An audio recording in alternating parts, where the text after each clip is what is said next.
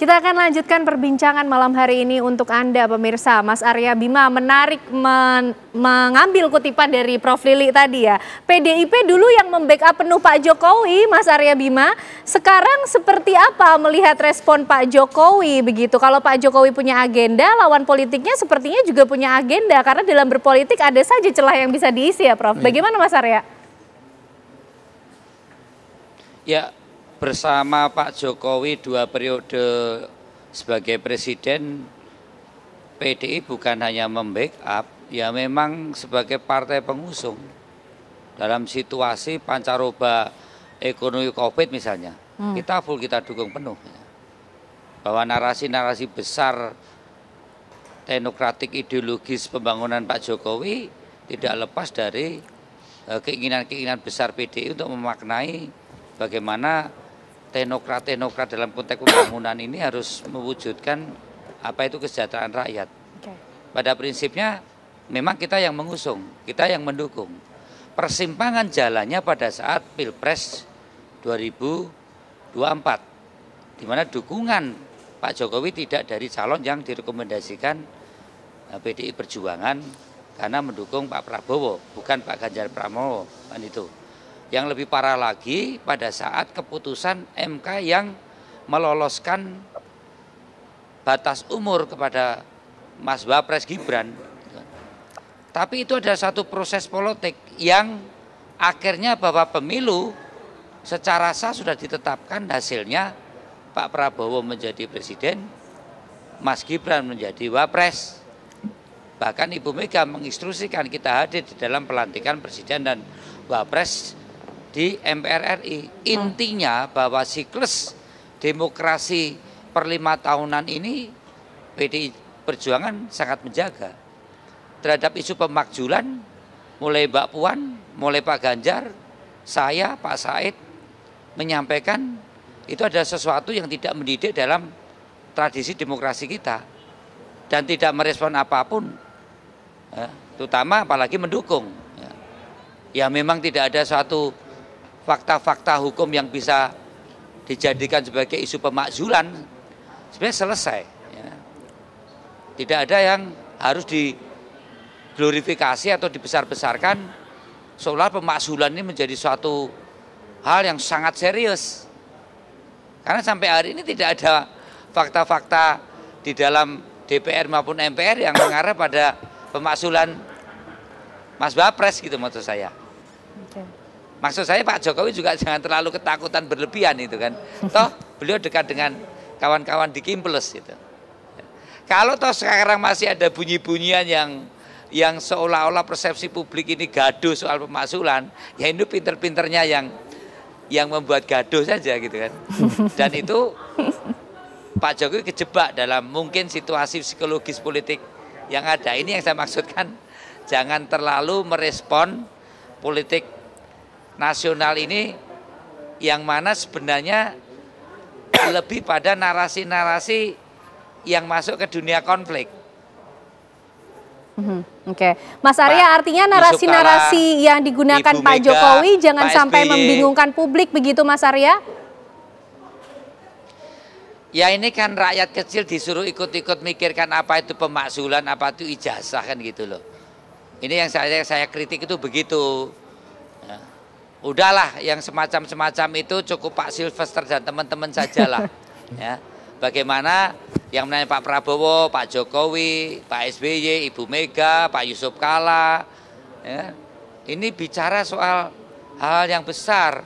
Hari ini saya membaca misalnya tentang sikap Trump. Ya. Ini yang perlu direspon. Ya. Apa maksud Trump full access of everything untuk Indonesia? Ini harus jelas ini. Apa benar bahwa 0% untuk produk Amerika masuk Indonesia dan 19% produk Indonesia ke Amerika? Ini persoalan strategis bangsa. Ini akan berdampak pada deindustrialisasi dan PHK. Ya, ini yang semacam ini maksud saya. Keresahan Pak Jokowi saya bisa memahami, tapi ekspresi beliau menarasikan itu dalam suatu statement yang terlalu penting untuk selevel Pak Jokowi, itu yang saya baik kritik. Mas Arya. Saya kira itu. Ya, Bang Silvester, nampaknya kalau menurut Mas Arya selevel Pak Jokowi harusnya tidak perlulah menanggapi isu-isu yang mungkin bukan di levelnya, harusnya level-level yang lebih tinggi sebagai negarawan, Bang Silvester. Ya, saya pikir nggak ada masalah juga. Yang saya bilang tadi bahwa Pak SBY atau Ibu Mega pun pernah menanggapi ya, tapi isinya biar aja. Ini hanya mungkin ini adalah suatu, aku bilang kok mungkin closing statement juga ya dari isu pemaksulan yang menurut saya nggak akan berhasil, termasuk isu ijazah palsu yang dua-duanya game over. Makanya saya sepakat juga dengan Mas Arya Bima bahwa isu pemaksulan itu tidak ada fakta-fakta dan dasar-dasar hukumnya gitu loh. Ya kan, hanya saya sedikit membetulkan Prof. Romli bahwa sampai saat ini Prof, Pak Jokowi tidak masuk partai manapun. Ya, jadi karena apa? Saya pun mungkin dari banyak orang yang mendesak Pak Jokowi masuk partai, hanya saya mungkin yang meminta Pak Jokowi nggak mau masuk partai. Karena apa? Karena saya bilang ke Pak Jokowi, jangan sampai nanti masyarakat berpikir Pak Jokowi ini haus kekuasaan. Terus yang kedua, Pak Jokowi sebagai politisi itu sebenarnya dimiliki oleh banyak masyarakat yang tergabung di berbagai macam partai politik. Dan beliau adalah salah satu politisi yang sudah mencapai titik tertinggi di Republik ini, dipilih 2 kali oleh rakyat sebagai wali kota Solo, terus menjadi gubernur, menjadi presiden 2 kali, dipilih oleh rakyat, dan kemarin mengendorse lah, intinya mendukung Prabowo Gibran bisa menang. Dan saya mengatakan bahwa Prof, kalau untuk PSI itu adalah cara Pak Jokowi membantu teman-teman PSI tentunya. Jadi kita juga harus bisa melihat bahwa sampai saat ini Pak Jokowi tidak melakukan apa ya, orang bilang ikut dalam politik praktis. Hanya memang kayak pemaksulan ini dan juga ijazah palsu ini, saya bilang tadi karena sudah sangat keterlaluan. Bagaimana mereka maki-maki Pak Jokowi di rumahnya, digeruduk gitu loh. Makanya setelah penggerudukan itu Mas Arya Bima, Prof, saya yang meminta Pak Jokowi untuk melaporkan ke, yang akhirnya dilaporkan ke Polda Metro Jaya itu. Bahkan Pak Jokowi masih bicara sama saya, Mas, saya nggak enak, ini kan masyarakat kita juga. Saya nggak pernah melaporkan. Saya bilang, Pak, ini sudah keterlaluan. Teman-teman relawan, terus ada masyarakat juga, ya kan, teman-teman pengacara minta Bapak harus laporkan. Karena apa? Ini sudah bukan hanya menghancurkan reputasi Pak Jokowi, tetangga-tetangga juga alma mater UGM-nya juga hancur dibikin orang ini gitu loh. Oke, ya kan? baik Bang Silvester. Makanya kembali lagi saya hanya mengatakan bahwa ini udah game over. Makanya ini mungkin closing statement dari Pak Jokowi untuk isu-isu itu. Karena apa? Memang ada agenda, Mas. Kita harus tahu, Mas juga udah berpengalaman di politik, Mas Arya Bima dan Prof. Romli, bahwa pasti sesuatu itu ada agenda terselubungnya, agenda besar di belakangnya ada. Hanya kembali lagi bahwa saat ini berjalan masing-masing, Mas, ya kan. Jadi yang istilahnya otak-otak di ininya nggak ngumpul bareng-bareng gitu loh.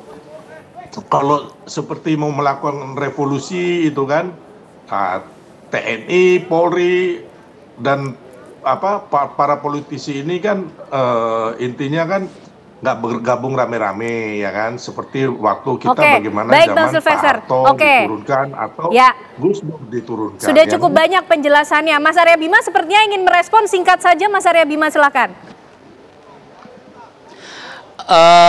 Ini tadi ada bicara manuver. Saya katakan bahwa objektif dalam dunia politik, manuver-manuver semacam itu pasti akan selalu ada dan terus menerus ya. Apalagi Pak Jokowi juga masuk dalam lingkaran politik praktis seperti isu pencalonan PSI dan juga dalam posisi Mas Wapres Gibran saat ini ada. Tentu akan muncul.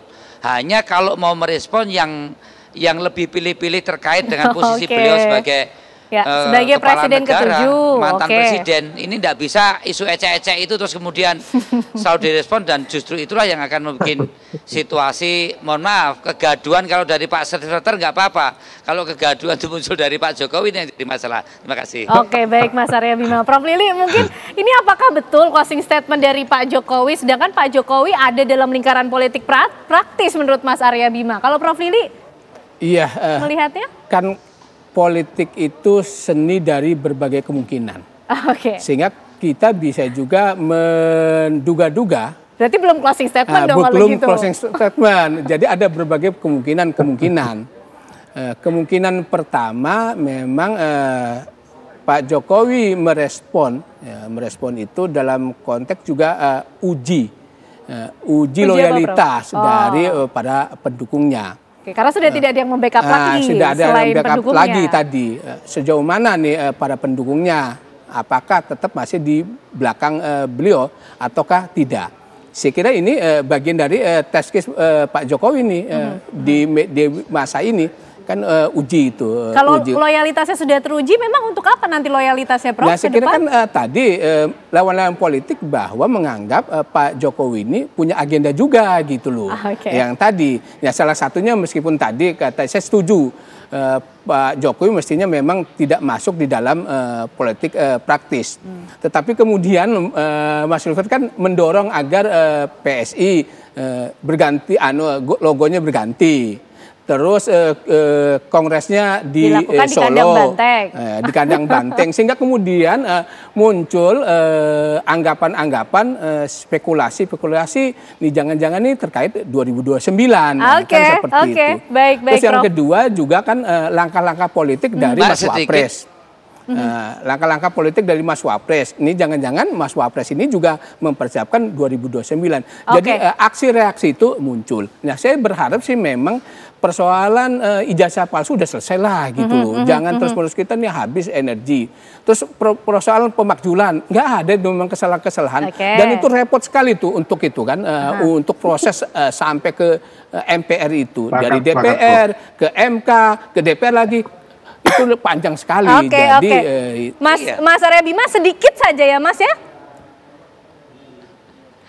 Enggak, maksud saya kalau manuver itu tidak hanya ke Pak Jokowi, ke Ibu Mega, ke Pak Erlangga, ke Pak Bahlil, ke Pak Prabowo, ke Pak SBY itu selalu ada, pasti selalu ada.